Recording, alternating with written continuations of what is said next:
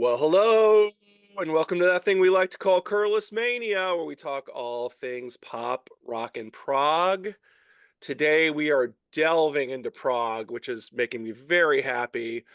And before I do anything else, I have to welcome to the channel for her first time on the channel.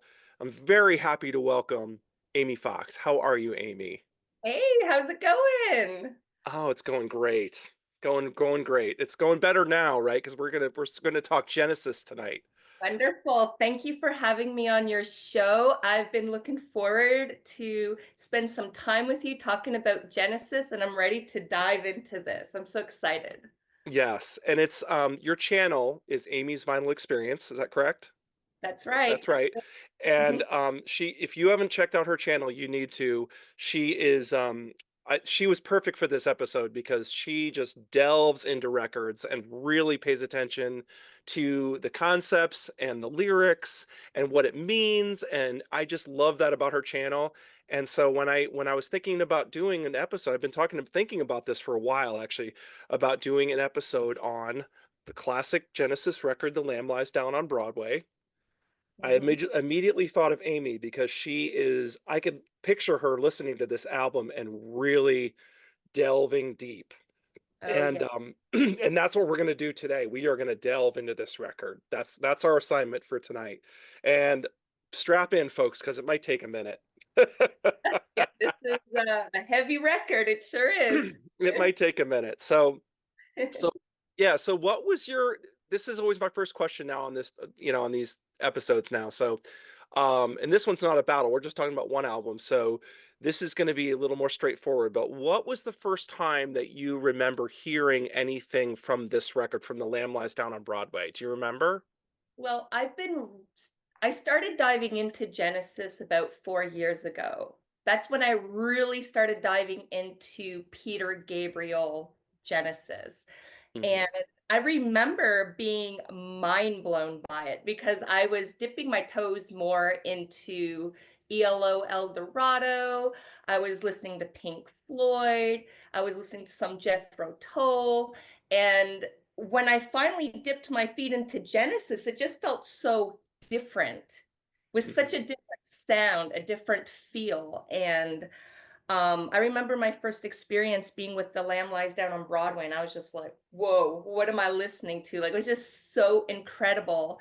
And then I started dipping my toes into Foxtrot and dipped a little bit into nursery crime.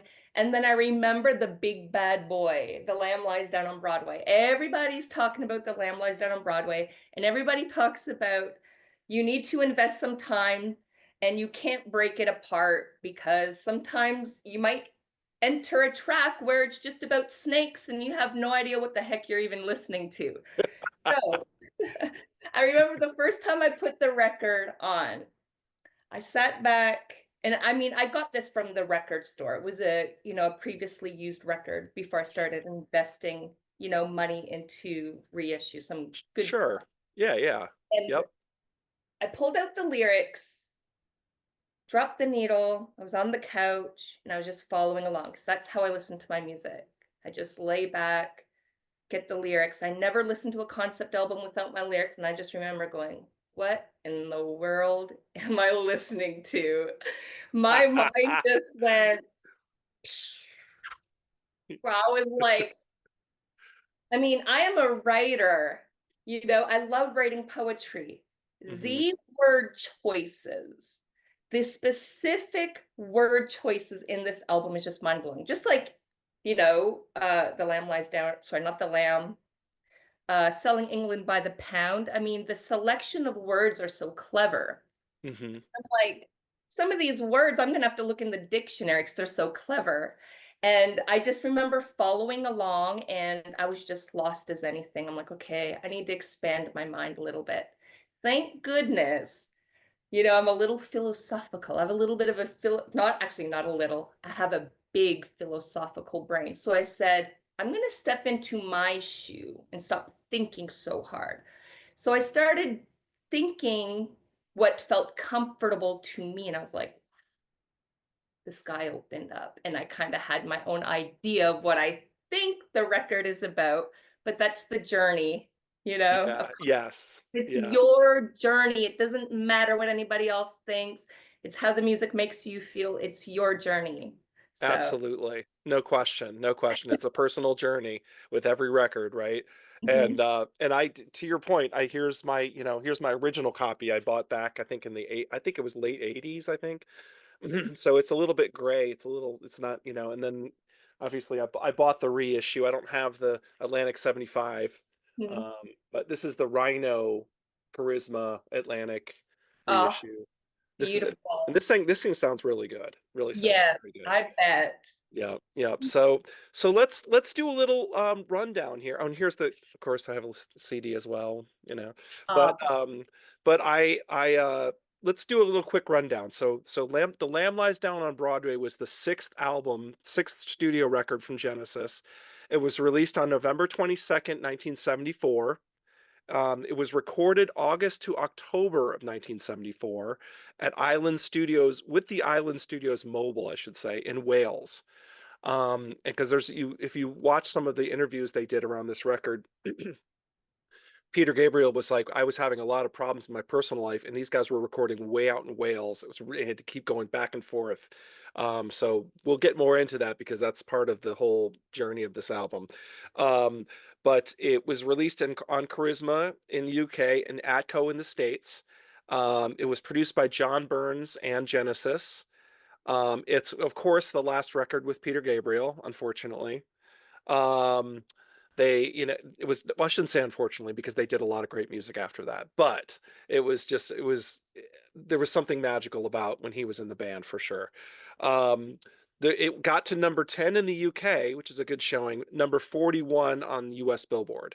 So, so obviously they were still more of a cult band in the United States, a little bit more, although they were gaining steam quickly. They were really big in like the big cities, New York and LA and Chicago, and they weren't as known in the Midwest and some of the other states. They weren't massive in the U.S. But that would come later. That came at some point. But anyway, so this record, they also, I wanted to mention that they did a lot of rehearsing at Headley Grange, which was where Zeppelin 4 was recorded. When the Levee Breaks, that was at Headley Grange, and the first Bad Company record was recorded there. So it they did. And they talk about that too, how this place was like so weird and it felt like it was haunted, and they said that there were rats everywhere, and like it was just like rats scurrying all over the place. I'm like, oh, ugh, it sounds horrible. yes. But anyway, but I always say out of adversity comes great art, right, Amy? I mean, Oh, yeah. sometimes adversity will bring great art, and that's in this case, I think that's what happened. That's just my take on it. I think Oh, there yeah. was a lot of adversity with this album, and out came this amazing double album. So, so yeah, so what is your general, we're gonna keep it kind of loose tonight. When you drop the needle and you hear that back and forth piano, that Tony Banks piano that starts out Lamb Lies Down, I just love that just pulls me right in. How do you feel about that? It sounds fantastic. I love it so much. I think this record is full of beautiful piano, and I love that it's more relaxed a little bit. Hmm. Some of the band members think that maybe they needed to add a little more guitar, but I kind of like the subtleness a little bit. It's a little Yeah. more, Hmm. easy to listen. Besides, I mean, some of the tracks are very dramatic, but it's a nice, easy listen. I love that piano. It's just beautiful. Hmm. Yeah, they call it cross-handed or something. It's like doing two hands. It's very And cool. I saw him like this. I was like, how did that? How is he doing that? No, absolutely. It's like that is Incredible. so Oh, cool, so cool. This is what I was going to say next, was that this was the first record where Peter said, "Look, I want to write the lyrics. I want to this is Genesis was always a very democratic band up until this point, and this was like radical. This was a radical idea that I have a story that I want to tell, and I am going to write the lyrics for this record." So it was like I'm sure the other guys especially Tony, because Tony was always the kind of guy who always wanted control of things. I'm sure he was not happy about that. It was like, wait a minute, what? They ended up going along with it because Peter was really pushing hard. He really wanted it. And they said, okay, we'll let you do this. Um, but I think it's funny because even Tony Banks's, interviews later, much years later, says, I think the lyrics are kind of the story is weird, and the lyrics are the weakest thing about the album. And it's interesting. He says there's some great wordplay in there, but it's generally weird. And you can't. He said you can't take the songs out of it because That's they right. can't stand on their own. Yeah. So basically we're talking about, Peter was really into bringing, like, he wanted to bring edge to Genesis. He wanted to get tough. He said he was tired of, like, the sort of airy fairy, you know as much as Genesis was beautiful, right? But he was like, we've done that. We've been beautiful. Let's get tough. Like, let's. And he was the guy who, like, put the knife into the painting on Trespass, right? It's like he wanted some aggression and some crazy, straight ahead stuff. So he's like, we're going to do this about Rail, a Puerto Rican street kid from New York. And Yes. yeah, so And it's anyway, definitely their darker album for sure. I mean, it touches some pretty dark scenes and yeah, yeah. especially with the New York life. So it's definitely different from what they usually write about. So, Hmm. um, you know, Peter Gabriel had a vision and Hmm. he just went with it, whether the band agreed or not. They knew they needed him. So he's like, I'm Hmm. gonna push and I'm gonna write these lyrics and hopefully the band members won't get too mad and everything will come together. Though there was some fire, but it's a great Hmm. album.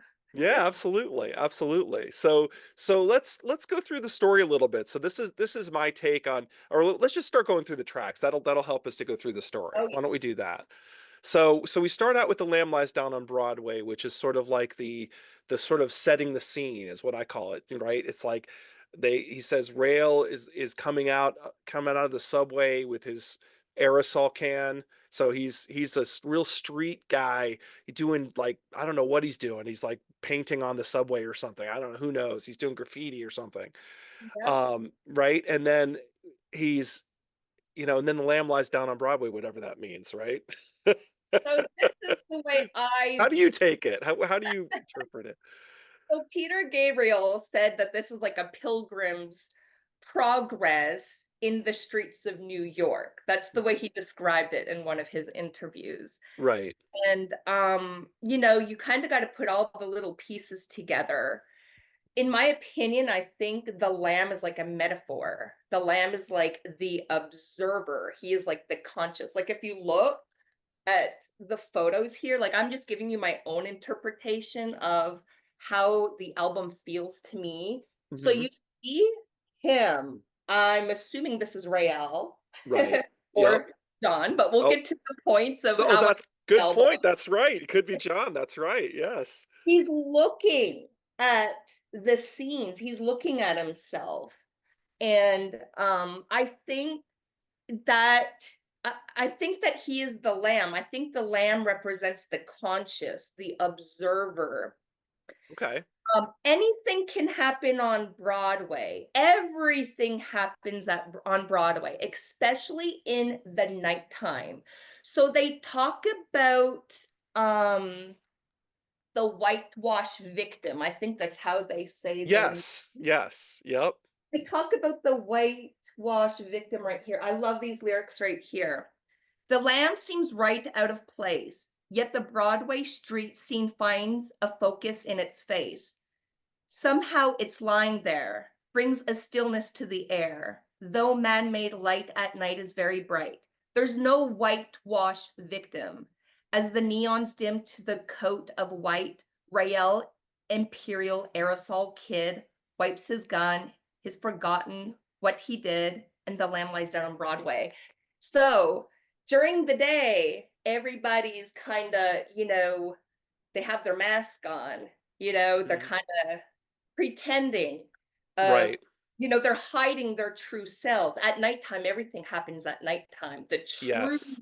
self comes out, the dark comes out. So I think that's, Yep. Rael becomes Rael. It's dark, it's night. Yeah. He can be Yes. himself. The darkness can rip out of him. And I love that line. The whitewash victim comes out at night. Yeah. Yes, exactly. And you Oh, know it's whitewash victim, it says. Excuse right. And you know it's at night, right? Because they say that the movie theater's shutting down, time to go get out. me. Mm-hmm. Yep, so you know it's late at night. They're kicking people out of the movie theater. Yeah. Yep. So yeah. So then, so it's sort of like a great. Again, those lyrics are fantastic. God, I love those lyrics. They're so good. And so then we really it's kind of a scene setter, right? So it's kind of like a play where they're setting the scene, and then it goes right into the second track, "Fly on a Windshield," which, from what I understand, is sort of like a dark cloud coming down, like it's like a dark cloud descends on Manhattan, and then it turns into like a screen almost, and then he kind of hits the screen and goes through the screen. That's the way I see it in my mind. And then when he hits the screen, the band just kicks right in, and it just goes into this kind of amazing instrumental. So that just takes me on a journey right there. What's your take on that? So it's really interesting, I think, because they talk about the forming. The lyrics are so small in here. They talk about the forming, and there's something solid forming in the air. The wall of death's lowered in Times Square. No one seems to care. I think he's hitting his breaking point. You know what I mean? Like, Yes. he I think he knows that he's forming into Rael. He's forming into this strong, solid person. He's seeing the darkness. Nobody seems to care. You know what I mean? Mm-hmm. Nobody seems to be care what's going on in the night of New York City. And Mm-hmm. you see the people during the day, they sit there, they're drinking their coffee, they're probably reading the paper, and nobody's really talking about the disaster that's happening. People are so consumed in themselves, they don't want to get involved. And I feel like he's hitting his breaking point where he's like, screaming for help, but nobody cares. Nobody cares about what's going on in New York. People are Mm-hmm. so consumed in themselves, but that's the way Right. that's my take on it. There you go. I mean, and I also kind of felt like maybe it was him kind of delving into his psyche, like almost like no one's noticing because he's having his own journey. Like Mhm. he's smashing into this thing, but it's really just his consciousness or something. That he's going deeper into another consciousness or something. Yes, Who that's knows? good. Who knows? I don't know. That's my take, maybe, possibly, because things get really surreal at this point. So you're like, okay, it's getting so surreal It that is this stuff really happening, or is this just all in his mind? You know, exactly. Yes. you know. So so so yeah. So the Broadway melody of '74 seems like it's like him, kind of. There's a bunch of they talk about Howard Hughes and Blue Suede Shoes and all of these different sort of old school entertainment figures that he Mhm. talks about. And I love when he talks about the majorette smoking Winston cigarettes and all these very specific images that are just one after another. And I think this is like him thinking back to his, I don't know, he's having like flashbacks or something from his childhood or something like that. I don't know. That's my take. What do you think? That's a really good way to look at it because I looked at it very differently. Okay. But I like that. That's very, very interesting. I like that very much, just like fly on the windshield. Right. Um, I took it as New York City is nothing but like icons. Everything is fake. You know what I Hmm. mean? From the Right. clothing we wear to um our idols and every because they talk about the siren, even the siren that rings, there's no boat sailing. So Yes. it's Yes. like an Yes. illusion. You know what I mean? It's like Hmm. everything's an illusion. It's fake. Is it even real? Is any of Right. this real? That's the way Mhm. I took it. All right, cool, cool. I like it. I like it. See, this is great. This is why I love doing this because everyone hears it and sees it differently. This is fun. Yeah. Um, I love it. I love it. So Cocoon is. I love this track. By the way, I love the first side is just of this album is just so strong. So what? But I don't. This part I'm not quite sure about. Basically he's in a cocoon and then he's in a cage. So I'm not quite sure like it's like a cocoon is like a protective thing. He's in this protective shield, and then he ends up in a cage with stalagmites and stalactites, and so it's like I'm not quite sure what's happening in this part of the story, but it sounds to me like it's some sort of struggle, basically, is happening. So what I love about Cuckoo Cocoon is I love the flute. Oh Like yes, I am just yes. so taken away by that flute. It is just so beautiful and mesmerizing. Now I picture him um almost like he finds safety. So he's like the cocoon represents safety. He Hmm. finds safety in his derealization. Right, So it's like he's kind of separating himself from reality.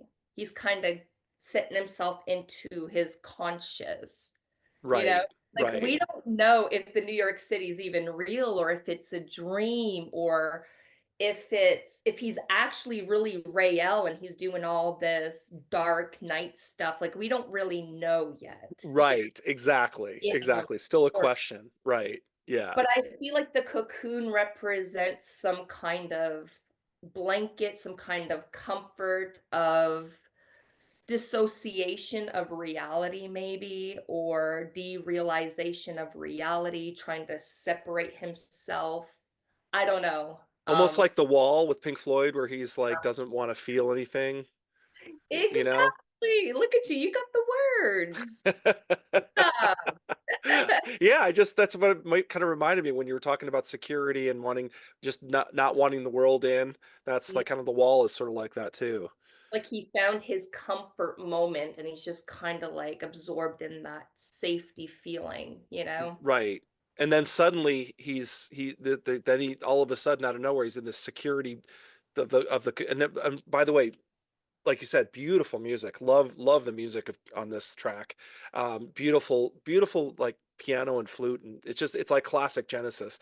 And then it goes into In the Cage, which is kind of an interesting. I mean, it really is a like a rocker for them.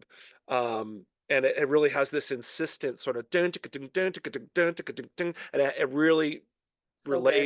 really relays the idea that he's in distress, right?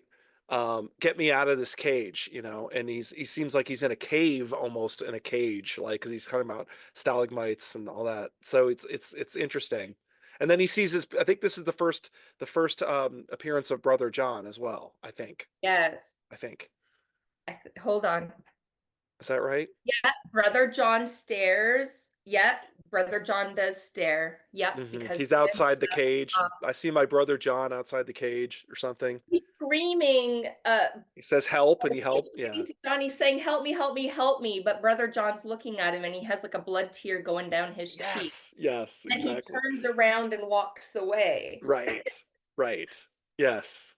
So this one put me through a loop because I'm thinking, like, I love the dramatization of the music.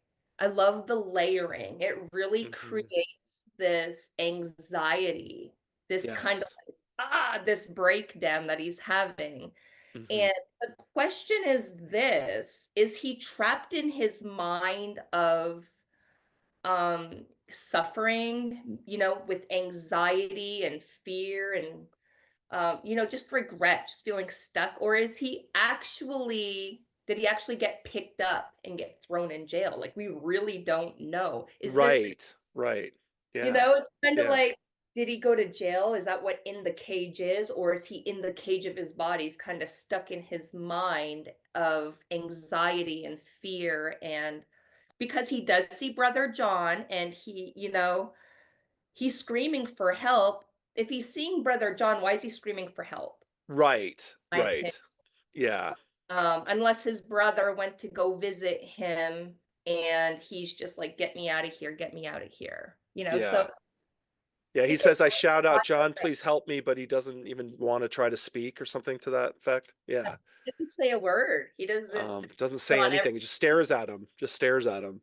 So it's like, "Well, thanks, man. Thanks for helping me." blood tear Yes. with the blood going down his cheek. Yeah.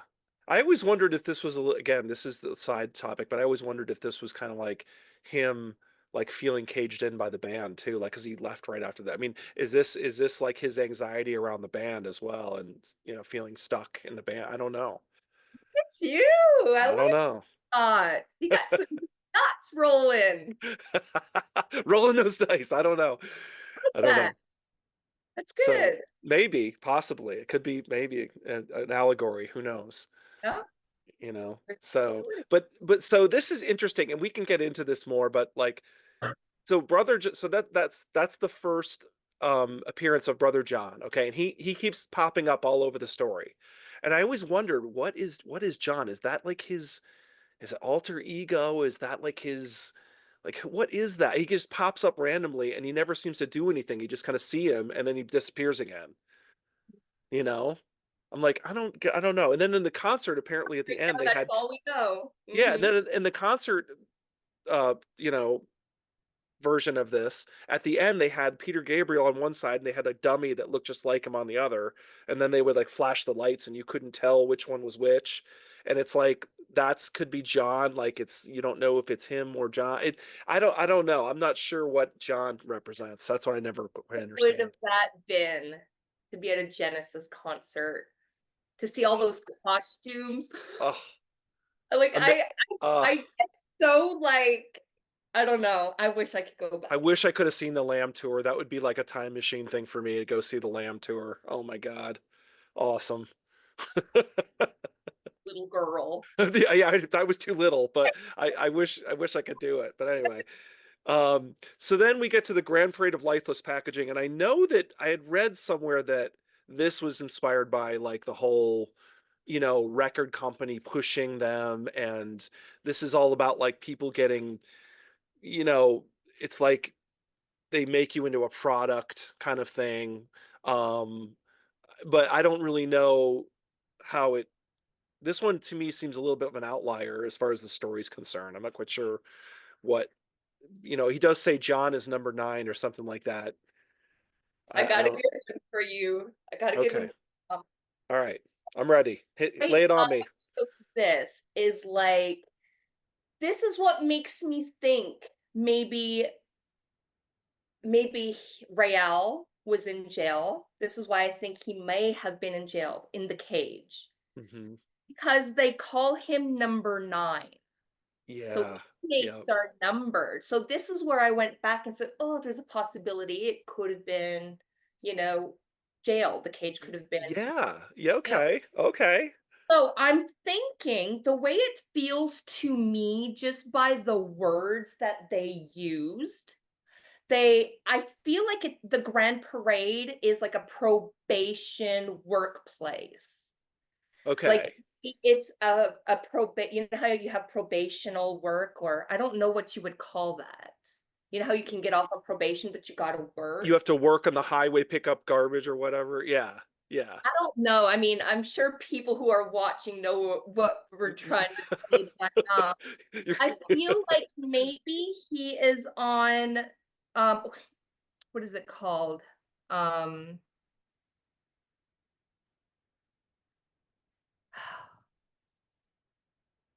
Still trying to get with that, name. I'm just gonna forget that. Okay. So I think the Grand Parade is about being on probation work, and it's about working in the factory. All the right. people in the factory look the same, okay? Right. Nobody has a personality. Nobody Mhm. has their personal identity. You're kinda in this suit and you're running the factory. Nobody really has a name. If he's Mhm. number 9, that's what makes me think like it's a probation workplace or Yeah, whatever. yeah. Yeah. Because they talk about the people in there, um, not having a personality, losing their identity. Hmm. And it makes me think of factory workers. They're kind of just like they so Mindless work, just mindless, just yeah. yeah, they're just like, it's like you have the factory and the factory machines, but the people become the factory as well. It's almost like you become the object as well. You know Right. what I Right. Right. It's crazy Yes. when you think about it, but that's what I think. That's what it feels to me. Okay. Well, that really does lend credence to the whole he was in jail thing, which I kind of cool. That kind of that I like Yeah. that. It kind of that makes sense then. Um, so yeah, I like that. So then we're into side one, excellent. Love, by the way, musically too. I mean, just love side Yeah. one. Side two starts out with back in New York City, which is like one of the heaviest things early Genesis ever did. Um, and it's you know what I mean? It's really that sort of and it's just and he's and Gabriel's just really like screaming that lyric, you Mhm. know. When I was just 17, I mean he's like really screaming that lyric.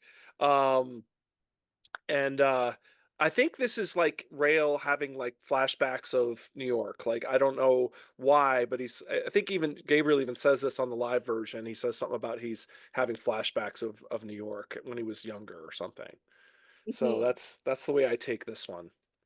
Interesting. So yes, I definitely gotta say that this is the hardest track um on the record. And I heard Phil Collins say that some people have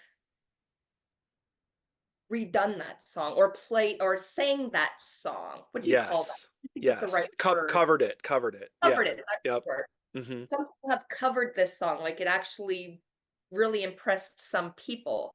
Right. My take on this song is, um, he so for instance, I'm gonna kinda share the story again. So he was in jail in the cage. This is my interpretation of it.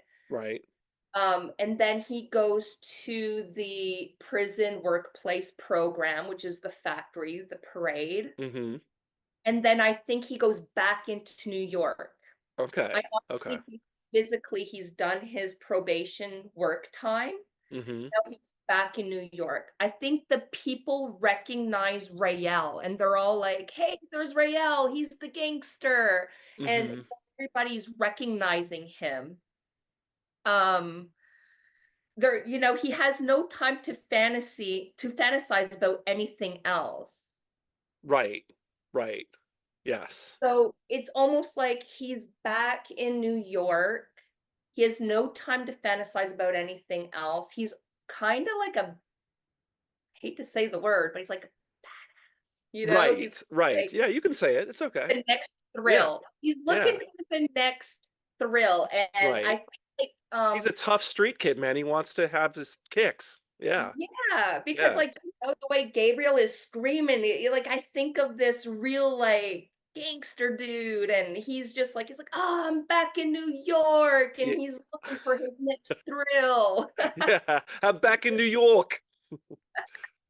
There Yeah. you go, New Yeah. York. Yeah, exactly. So no, that's great. I love it. That's awesome. That's awesome. So yeah, I'm with you on that. I'm going with that. I agree with that. And then so then we move into Hairless Heart and Counting Out Time. Hairless Heart, I'm not sure where I mean, because he in on back in New York City, he says something about time to shave it off or something. He's talking about I don't I don't know what he's talking about, but Peter's getting weird at this point. But and then it's a hairless heart, I guess. I don't know because he shaved his heart, whatever that means. Maybe it's shaving your heart means like you're taking parts of your heart away, like your soul, I don't know, something like It's an that. interesting track. Now, I always say this, when I talk about this album with other Genesis fans. This is the shortest track, like, if you're just looking at Hairless Heart without it bleeding into anything, this is really the shortest little piece. It's like 2 minutes. Yes, it's really short. It's Yes. Yeah. the most. beautiful piece I have ever heard. I mean, Mhm. you find me finding the spot to drop the needle on that one spot just for the 2 minutes. It's so beautiful, and I love to float to this one. Sometimes I'll lay on the couch and I'll find it on YouTube and I'll just push play, and then I'll push play again. Like, I it's just gorgeous. I love Steve Hackett's work on that. Oh, It's just so so beautiful. good. Now, I think this is the fantasized escape. So remember, he's in New York. There's no time to fantasize in New York. Right, right, This right, next big thrill.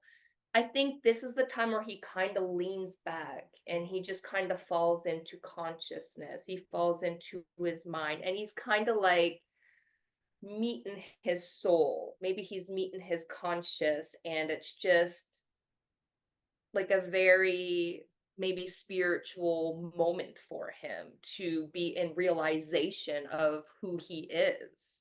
right, right. Because Yes. I really think this whole album is about Rael figuring out, who am I? You know, who am Mhm. I? I think he's trying to figure out who he is. So I think that Yes. kind of like a conscious moment of him. And it is an interesting title. Yeah. You Yes. know, So like that.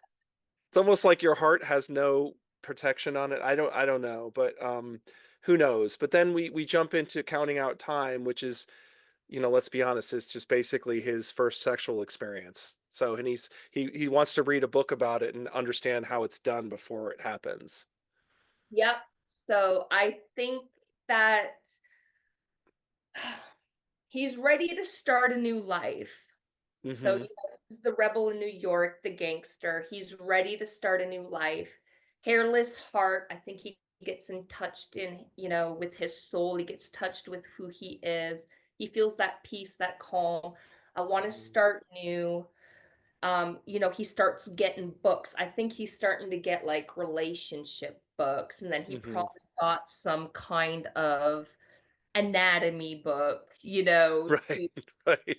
figure out Right. how, if I'm gonna find a woman, I better know what I I'm better doing. know exactly. I want to know before I do anything. Yes. So I think that you're right on that. It's Yeah. definitely about that. It's definitely about, you know, Mhm. he's trying to figure out life. How do I live life from here without Yes. going back to New York and being Rael? I think he wants a better life for himself. And the only Yes. way for a better life for himself, I think he needs a woman.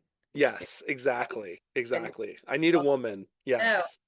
Yeah. And there's always like little, there's every Genesis record has these light moments and sort of fun songs and this one I would say this might be the lightest song on the record. It's kind of like a little jaunty little number that's, it kind of stands out by itself. And I think that originally they were thinking this would be the single from the album. And then the record company said no, it's Carpet Crawlers.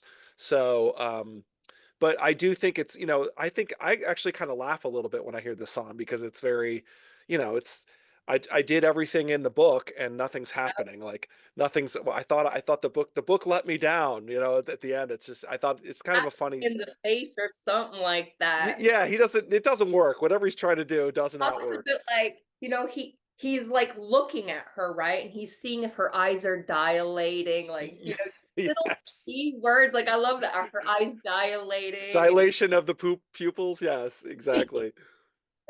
And then I Hmm. think she slaps him in the face and he's like, I failed. That's How did I fail? I bought every book and now he wants his money back. He's little that yes, soul. exactly. Which I just think that's a great story. Like I think it's a funny, kind of a funny, lighthearted song, actually. Yeah. Yeah, I kind of like that one. So, but then we kind of get back into the atmosphere again with Carpet Crawlers, which is sort of like a very, it's a very simple song actually for Genesis. It's really not very complicated. And apparently Peter asked them for this song. He needed a place for this action to happen, and so they quickly wrote this song for him, and it turned out wonderfully. I mean, it's one of my I love this song. Mhm. It's amazing how sometimes that can happen where they don't spend that much time on the song and it turns out to be this great track. The layers are absolutely beautiful. I believe I heard Mike Rutherford, and he said it's funny because when I saw an interview with Mike Rutherford, he said I think it's funny. You'll have to see. I think I helped write this song. That's what he said in the interview. He said, You can't remember. I Yeah. think I helped write this I song. think I did. Yeah. But he even says, like it's probably the best song, Yeah. Yeah. and It's very good. Yeah. um it's a really great song. It took me a while to really sit with it and be like, what's going on here? What is the message? What is Right. what did you get for the message? What do you think it's about? Um, well, it's very specific. I mean, it's the whole gotta get in to get out thing where it's like, because they keep repeating that the whole "got to get in to get," and the lamb's wool covers the floor, and they're moving in time to a heavy wooden corridor, and it's like you're going to this, you're trying to find like salvation or something, and you have to like get salvation, you have to like go to this door, and then you get to this huge door, then there's another chamber of 32 doors you have to choose from. So it's like this is all people try, this is my take, was people trying to find the light or find salvation somehow, and it's not easy. Like you have to get in to get out. Like I don't know, that was my take on it. Yeah, I'm with you on that. I think I'm taking a little bit of a different curve here. I really Okay. think because we're talking so much about the identity of Rael, we're Mm-hmm. talking about the identity of the people in the grand parade. Mm-hmm. I really feel like this song is about conformity because it says heed to the callers. So you're paying attention to the callers. Heed means paying attention. And I think that it's about people literally crawling to the callers. And it's like conformity. And It's they're almost like all exactly the same. Yeah. the Yes. government, like, trust me and you'll be safe. Right. They're like Right. crawling there, gotta get in to get out, like, you Yeah. know, struggling. It's like, oh, well, the easy way out is just to trust someone of higher power, Yeah. It's Once like we get to that door, we'll be fine. You know? exactly. So Yeah. I think it's really about conformity. I mean, like, are you going to, um stand within yourself and believe in who you are as an individual, or do you need to follow the crowd? The crowd Right. is following, and that's where conformity really Y- comes in. And I like how you said that, because you're right, because he says moving in time, which is interesting. All of them are moving exactly the same. Like it's just like that kind of does say the conformity. It kind of goes to the conformity thing. Yeah. It's interesting I mean, there's so many different angles you could look at this. It's good. I like it. Yes. Oh, I love it. I love it. So, and then we get to the Chamber of 32 Doors, which is excellent. I mean, I again, I love I think the first half of this record is very musically is so strong. I love it. It starts to slip a little bit by the very end, but we'll get to that. Um, but Lily White Lilith was actually um it's very early, it was like an early track that they had kind of sitting around, because they it's a double record, they needed to write a lot of material, and I think they went back to some of the stuff that they had written a couple years prior, and Lily White Lilith was part of something that was really old, from like Trespass era or something. um and they updated it, and Lily White Lilith I see as almost like, to you this is great, because if they are, if this is conformity thing, this is Lily White Lilith is leading them. This is they fight Lily, or leading Rael, or leading them, or whoever it is. Yeah, I see her as like the person who's gonna save them, but doesn't doesn't really. exactly. So I think, How, like, what do you think? if I go back to the Chamber of 32 Doors, I really think that the Chamber of 32 Doors is the spiral of no hope. You Okay. have all these doors to walk into. So, like, you know, you as an individual person, you have many, you can make, there's many choices you can make in life. They could be Hmm. good, they could be bad, you can make any choice you want. So I think the Chamber of 32 Doors is being caught into the spiral of no hope, not really having a direction or knowing where you want to go. And Yeah, and which door do you every choose, door right? Yeah. every door may look different, but it will always lead you back to the same place. Mhm. So I wish I could pull out the exact lyric in here. I have a little bit of dotted notes to kind of help put pieces together. I just kind of like dotted some notes here. Okay. But yes, I think the doors are, every door looks the same, okay? But it will always lead you back to the same place. So even if you choose this door, if it looks better, say you're like, "Ooh, maybe I should take this direction in life." For some reason, it's going to always loop you back to who you truly are. Oh, well, maybe I'm going to go through this door and try this type of lifestyle. Well, it's going to lead you back right to the same place. It will, oh, I feel like he keeps coming back to Rael, and that's what he's trying to Yes. escape. He's Yeah. trying to escape being Rael. Seems like Mhm. every store he walks into, whoop, he's back to Rael, the gangster. He Yeah, is your that yep. Your person. true nature is always gonna come back, right? Yeah, I mean, in the story, he says something about, from the what is it? Where are we here? Top of the stairs, he finds a chamber. It's almost a hemisphere with great many doors all the way around its circumference. There is a large crowd huddled in various groups. From the shouting, Rail learns that there are 32 doors, but only one that leads out. Their voices get louder and louder until Rail screams, "Shut up." There's a momentary silence, and then Rail finds himself the focus as they direct their advice and commands to their newfound recruit. Ah, Yeah.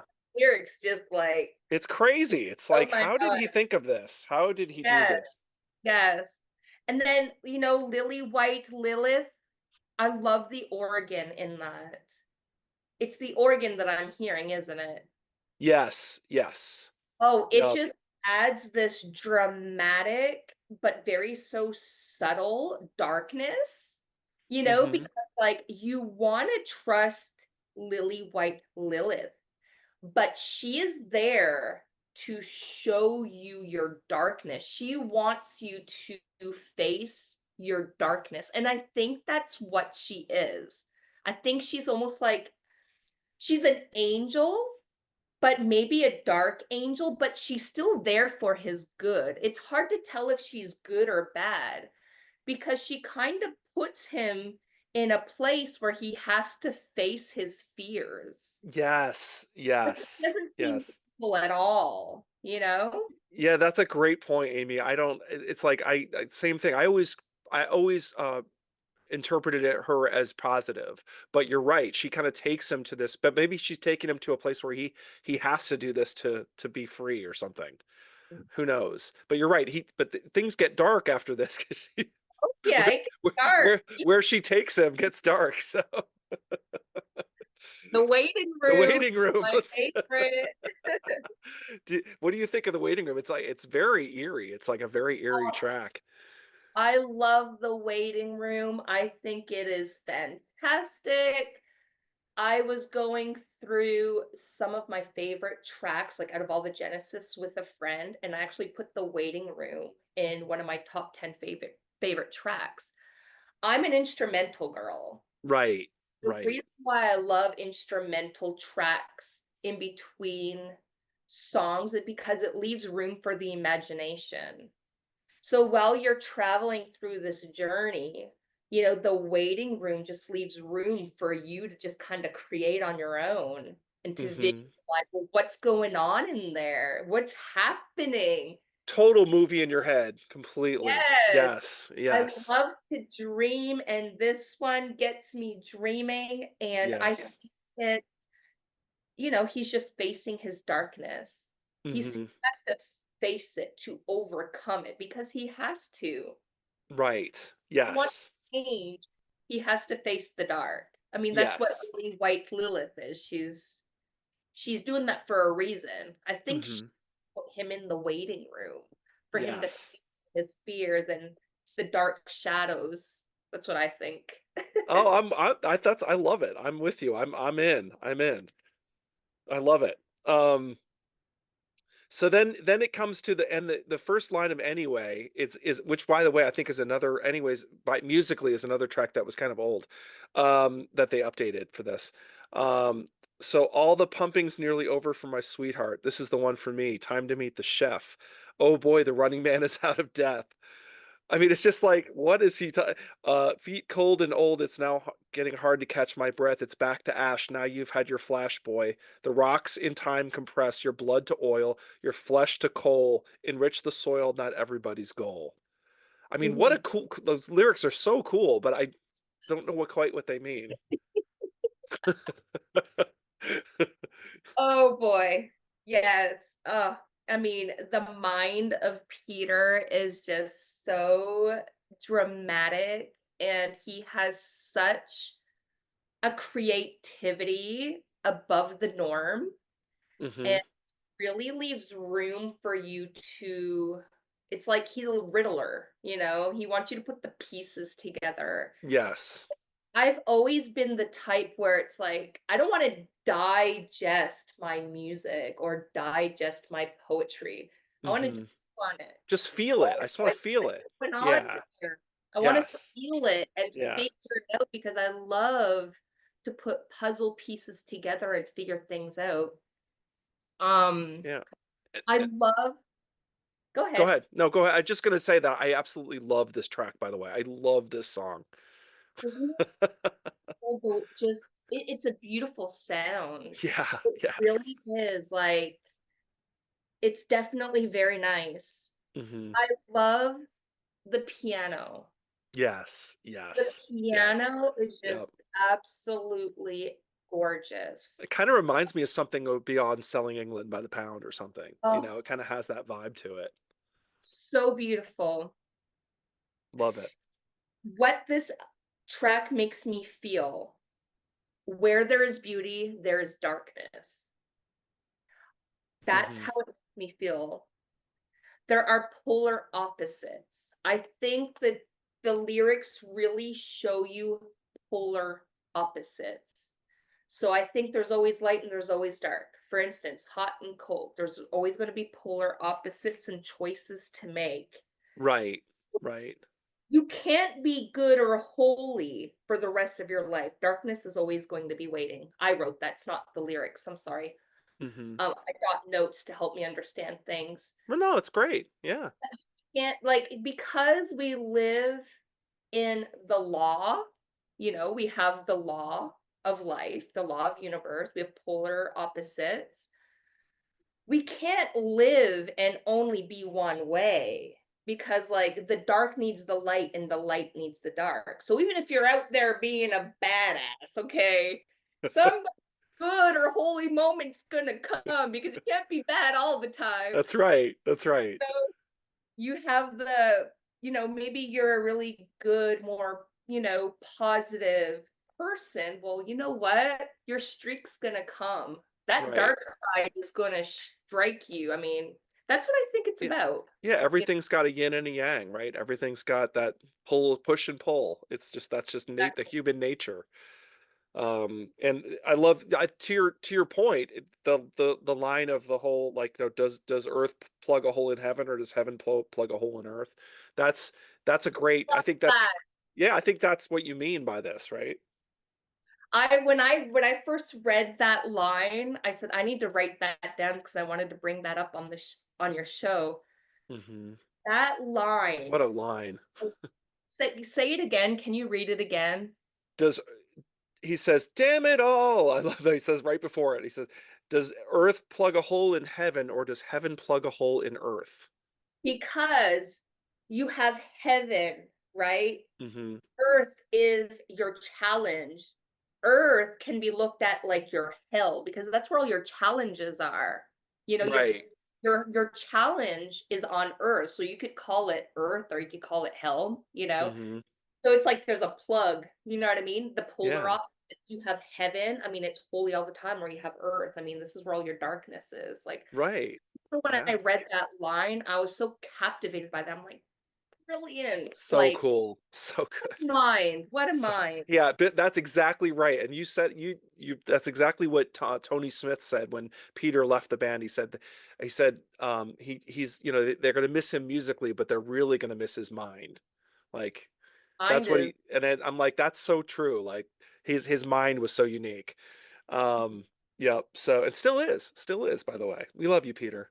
Um I love Peter Gabriel solo too. I love all this stuff. So yes, yeah, I'm a big fan. Um, so anyway, here comes the supernatural anesthetist. I always felt like this is like a tiny little song, like sort of like a little rejoinder kind of thing, and it almost he wants you to snuff it. All he has to do is puff it. He's such a fine dancer. I mean, to me, it sounds like maybe could be drug related, possibly. I think it is. That's the I'm thinking it's either pharmaceutical drugs, talks about him. What is it, puffing or something like Puffing, yeah. All you have to do is puff it. Yeah. what you gotta do is puff it. Yeah. Maybe it's definitely drugs related because I can't help but think about the Lamia getting real weird. Well, exactly, and then you wonder, is the Lamia fantasy? Like, did he take drugs or something, and now this is a fantasy that he's having? Exactly. That's what That's I what I think. do you think that? Yeah, Oh yeah, I think this supernatural however you say it, anesthetist. I really yeah, think that it's about drugs. yeah, I think yeah, he's fired with life and he's just like gonna take a hit or something. yeah, and then that's why I took it, and then he's fantasizing about the Lamia, which is, that's like another kind of let's be honest, it's another sort of sexual thing where it's like he finds these women in a pool and he strips down and gets into the pool and then they nibble on his flesh Yeah. and you're like wow this is interesting and then they turn into snakes, is that right? They originally they're women, right? They're beautiful women that turn into snakes, I think they're snakes or they're with snakes that look like women or head. something. I think Yeah. when they're like peeking out of the pink water, I Hmm. think You they just look see the like women in the faces, water. yeah, But I right. think when he finally goes into the water, he realizes that they're snakes. You know, Yes, snakes, yes. you know? Yes. Yeah, that makes sense. You're right because I think he even says snakes of female body or something. Like, yeah. Yeah. So Yeah. yeah. So yeah. So then they they nibbling on his flesh, and then he ends up like I don't know. They end up like dying from it. Like they nibble Yeah. on it, right? And then they die, and Yeah. then yeah. Them. And then then that sort of oh my god, my favorite Silent Sorrow and Empty Boats, like right after the Lamia is over, and it's almost like the snakes died and then there's like these like peaceful like the boat is there and it's like on the water like slowly like it's like I just love that It's track. such a calm, peaceful moment. Yes. In the middle of all this craziness, right? Yes. Water is still, and he's just like, yeah, it's such a beautiful little piece. I Yes. agree. I love that. I love it. And then it goes into the colony of Slippermen, which is just bizarre, right? I mean, it's like, I mean, if you look at the Slipperman costume from the concerts, it's like that's what the Slipperman is. It's like, and it's almost like he says, you look like me," and he's like, "What? I look like you?" And I guess when you go to the Lamia and you go in the pool and you get nibbled on or whatever, this is what you turn into. So Mhm. again, there's a lot of like fantasy, like I don't know if this is all in his head, if this is happening, or if it's like this is just something that it's like a allegory for like don't go in I don't know, don't be careful who you hook up with. I don't know. I'm not sure what's happening here, but So you could get a disease from this or something. I don't I know. think it's about temptation. I think, Thank you. That's what I'm trying to get at. Thank you. yeah, there you go. The Lamia, those women tempted him, Yes. and Yes. he Yes. went down, and it's almost like it makes me think of Adam and Eve with the fruit of the tree. You know what I mean? Yes, yes. There we It's go. like Now we're he talking. pulled this temptation. Well, guess what? They weren't women. They were like, Yes. I don't know, maybe demonic or something. Anyways, it's very metaphoric, or maybe it's just strange. I don't know, but all the men, all the people were kind of Slipperman people, I think. I think, Right. like you said, he says, "You look like me." And Yes. so I don't know. Um, I guess he might be in the, I don't know. He's like, me? For the Like thought, you? Like it's that? strange. It's like you said, like, is it in his head? I mean, obviously, I mean, it's too strange, but Right. almost like I think we, you know. I like your allegory of like the biting the apple in the Garden of Eden and all. That's kind of, I think that's sort of the more the temptation thing, and if you succumb to temptation, that this is what occurs kind of thing. Oh yeah, Um it's almost like a spreading disease. You know what I mean? All the people look like the Slipperman. They all are like warty and bumpy, or however they describe it. And yes. um, I guess it just, Yeah. yeah. And he says, "We like you have tasted love. Don't be alarmed at what you see. You yourself are just the same as what you see in me." And then he basically they say you have to go to the doctor because so in other words, like if you don't want to look like us or don't want to be like us, you have to go to the doctor and and get something cut off. I'm not going to say what that is, but it's a private part. And then so it's it gets so then it, like and part of this, by the way, he was very inspired by the movie El Topo, which is by what's Alexander I can't remember his name. It's Yeah, like I this, can't say the name. Very but strange. really huge, weird, super weird movie. And in that movie, this does happen where the guy gets his member cut off. So like just whoosh. Yeah, And so you it's see like, it, ow, yeah, that hurts. That looks like it hurt. So yeah. That, I mean, I saw little images, clips of that. You know, one of the interviews that I watched, they showed like clips of, you know, a little bit of the inspiration or the direction of the obscurity that Peter wanted to kind of move towards, you know, because he wanted to do something completely different. mhm. They showed clips and I was like, what?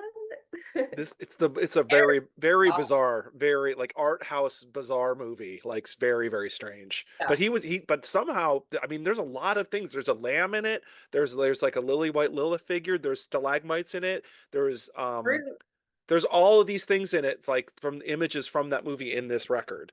Mhm. So he was obviously very inspired by that movie. And this actually happens. The doctor, takes this Yeah. happens in the movie. So, um, so anyway, so I guess that's what he had to. So he says, "Hurry up and do it because I don't want to look like the Slipperman." So they do it, um, and then this is where the story just starts like getting like more and more like, whoa, what's happening, what is going on? So they put his member in a tube basically, and then a raven comes down. Raven's in the movie too. A raven comes down and grabs the tube. Was that right? It does. The raven comes down, he grabs the tube, and the tube falls into the water. Maybe it's a river. And Right, the the tube is rapids, yeah. kind of like, Hmm. but he's freaked out by it. I don't know what the significance of the tube is. Maybe it's blood work, or maybe it's the cure. I don't Hmm. know what it represents, Oh, but in the tube. well, Is I'm that? trying to figure out what the tube Oh, the is. tube is his member, I think. It's the figure I, out. I think that was what I took. I don't know if that's true or not. That's what he's going out. He's like, I want that back. I don't know that it was. See, I couldn't wrap my head around what it was. All I know is that He places the number the number into a tube. It's a yellow plastic shooby doo. Scooby-Doo. I don't know. Anyway, So but that the raven comes down and grabs it. To me, the raven is like a symbol of no hope because the right, raven is right. death. You know what I Eh, mean? It's the last. yes, yes. It's like the Edgar Allan Poe thing, and yeah, exactly. Yep. So whether it's what you say, the shooby doo, whatever, you know, Right. written in here, whether it's his, you know what, or Yes. blood work or a cure, or a even if cure for something. Right, right. Yep. Raven takes it. It's almost like, well, even though you tried to seek the light again, trying to fix your thing, you're still going back. You know what I mean? Like there's Right, escape. right, Like a right. symbol of no escape, you know, death. Yeah, it could be a symbol for anything, right? It could be where It's he could hard. I don't know. it could be immortality, at least who knows, but it's but in the Raven, by the way, John shows up again. So John is now shows up again, and he's like, hey John, you've got to run. He says, I'm not going to risk my what do you say? I'm not going to risk my honey pouch. So in other words, like every time he asks John for help, John's like, sorry, can't help you. Wish I could. So I just find that interesting. So I'm not quite sure exactly what that represents, um, but uh, but then we get this is to me where a lot of people say that this album starts to get a little bit like not as strong because it just feels like this is where it feels like Peter wrote a story and they didn't have enough music for it. And he's like, okay, we got to write some music for the rest of the story kind of thing. Um, but it's still Genesis. I still love it. But and I do like in the one part of I think the Raven, isn't the Raven where it goes there's this instrumental part Think so, yeah. that they do in the Raven that is always in a lot of the medleys that they did later, which I love. I just love that part. Um but anyway, light dies down on Broadway. Okay, we're back to Broadway again. So what do you think this and riding the scree? So what is the light? This part I didn't understand. He's back. Is this another flashback to New York City again? I think it is. I think he has a realization that now we can speak the truth, right? Because Mm-hmm. I think he's at a realization that everything was a delusion or a dream. Okay. Okay. I think he's at a realization that sorry, I said delusion. I meant to say illusion. Excuse me. Right. Right. All I hazy time. I'm with you. Everything was an illusion or a dream. So now he has two choices to make. So he sees John. John is screaming, "Help me, help me." So he finally found um freedom. Now, what was that freedom? Like, we don't really know what the freedom was, right? Like, did he finally find himself and he made peace with himself? Did he find consciousness? Because here he is. They talk about how he has two choices. He could save John or he could run to freedom. So he had two choices, Right. freedom or Right. John. So Yes. now John is there screaming, "Help me, help me." And he's looking at him like, "You didn't help me." You You know never what I you mean? always walked away from me every time, Exactly. right. That's Yeah. the first time John speaks. Right. That's At the true. end, he was quiet the whole time. Well, he decides to jump into the water to go save John, right? Well, Right. everything closes. They talk about the freedom or something closes. Maybe you'll find it in the lyrics. I know that's what you're looking at. Something closes. Yes. The freedom closes. And so now he's stuck in that dream.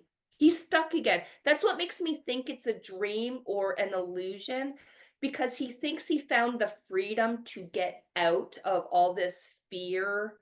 You know, the journey that he was on, like it was an illusion the whole time. It was a dream the whole time, or it's so hard to understand, but he decides to go save John, and the freedom hole just closes or something closes. It's hard to understand. Right. No, I'm with you. I think you're right, you're on it. I think that's exactly right. And then I'm always fascinated by the whole like when it comes to the last part of In the Rapids where he says, "Hang on, John, we're out of this at." That's what I was looking for.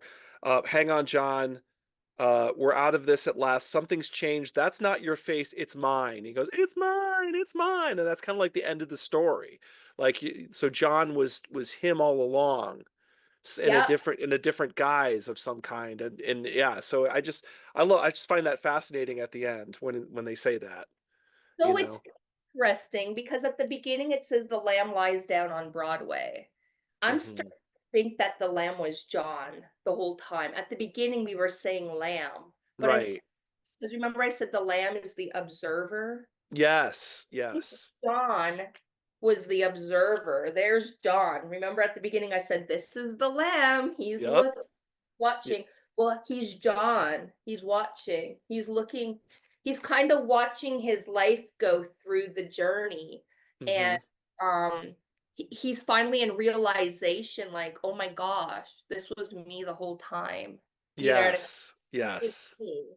And it's almost a hopeful moment Mhm. as when Right. he in the cage, John was outside the cage. Right. That Right. I know it sounds kind of Yep. strange. I'm trying to explain it in my words, but I think he realizes that he always had two choices. He didn't have to live in fear the whole time, you Yeah, know? exactly, exactly, like and it feels like maybe his psychological journey is over, like he somehow figured it out, that, and that's the way it feels at the end, and then, like, I think it is sort of like a celebration at the end, like, I did it, I figured it out, like, I got the key to my freedom," or something like to that Yeah, effect, like you he figured know? it out that, he has choices and, where there's light, there's darkness and yeah. Yeah, And well, there what you else can you really say? You can't really go anywhere else with it. You Yeah, I mean, what else do you want us to say, people? We've been talking about this record for, over an hour, so, I mean, I don't know what else we can say. I believe I oh, yeah, go go ahead, go ahead, go ahead. okay. I believe before we close it, I believe it was the track It. I thought this was really interesting because they had to finish this album, right? They had to Yes, hurry up and they close were it. under pressure to finish it, yeah, yeah. Bill said that because they had day and night shifts. Okay, the Mhm, band had day and night shifts. Well, Phil had a night shift with Peter, and they were trying to wrap up it, so they mhm, quickly finished it. And um, they literally said they had to rush through it. They only had so much time. Well, anyways, mhm. they were like, "Okay, fine, we finished it." Well, the rest of the band members came in and said, "We don't like this," and they got rid of it all. Are you guys crazy? What kind Phil said, and that's what Phil said. Phil Collins said Mhm. that the band member says, "Are you losing your mind? Like, are you crazy?" Like, Yeah. it was really bad, and they're like, "Nope, let's redo this. He's This like, is "I'm just trying to help. I'm just trying to finish the record. That's all we're trying to do here. We're just trying to." No, and the fact that they took this record, Suicide played the whole thing to Mhm. people, like, I mean, to people who'd never heard it, and, like, yeah, I don't even think I think it was to the point where they had to go on tour and the album wasn't out yet. So they actually were playing, like, shows to people who didn't have the album yet, and it's like, that's amazing how, like, that takes some serious kahunas to, like, go out and be like, "Okay, I know you haven't heard any of this music, but we're gonna do a double album now. Here you go." Yeah. It's crazy. But at the same time, that being said, I mean, I think they had all the visuals, they had all the, like, they were telling a story, they had a lot of different, costumes, and I mean, like you said, I wish I could have seen it live. It would have been great, you And, know? Tony Banks, he's the man. And even he said, the album is a journey. And Mhm. he knew that Genesis fans were ready for this. He Yes, he does say that. like Yes. they're ready for this. Yeah. Yep. Even though, he doesn't think it was the greatest thing that ever happened. Though Peter Gabriel said, "I think this is the best thing that has ever been done," with him in the He band. loves it. Yeah, he He still loves loves it. it so Yeah. much. Yeah. But he's so humble. And he says, "I think they did better when I was gone." He thinks Yes. they became a better band when he left. And I'm like, okay, he's such a humble guy. He He's like, yeah, is. He this is the best, when I was in Genesis. But when I left, they did even better without me. well, he said to them, I think he said to them, because they were really, of course, very upset when he announced that he was leaving, and I think he said to them, "You guys will be fine. Like, I think he said that to them, like, "You'll be okay." Yeah. And sure enough, they were more than okay. Trick of the Tail sold the when it came out, I think Trick of the Tail sold better than any record they had done to that point. So there you go. Go on and on and on and on about that record. I Oh, know. That's a whole nother episode. We can't talk about Trick of the Tail. That's Trick of the Tail is unbelievable, by the way. Amazing. Um, great, this great record. So we could talk about Genesis all night. All night, people, if we wanted to. But we yeah. can't. We only have so much time, right? We gotta stop at some point. Hopefully we kept everybody's attention. If you if you've stayed with us this long, we really appreciate it, by the way. Thank you. You must be a big Genesis fan. We appreciate you. And Amy, thank you so much. You brought it tonight. Thank you so much for coming on. Thank you for having me here. When you contacted me, I was like, I was so excited. And then I had no idea what you wanted to talk about. And the moment you said Genesis, The Lamb Lies Down on Broadway, it was like, yes. I'm like, that is way up my alley. Like, storytelling, here I come. Like, what did I tell you? I said, be ready, I'm coming. Strap, I'm here we go. I knew you'd bring it full I knew it. Like both barrels. We're not here we go. Let's go. Let's dig into this. And we did. So I hope you guys enjoyed it. I mean, and you guys let us know what maybe we're off. Let us know what your thoughts are on this classic album. I mean, what do you think? Maybe, some of our interpretations. Everybody hears things differently. But I just personally still fascinated with this record. And every time I listen to it, it's just the combination of the story, the lyrics, the music. It just always captivates me every time, and I just think it's a really excellent record, and for just love it to death. So, but anyway, we want to know what you think. So let us know in the comments. And as always, like and subscribe if you like what you see. It helps the channel.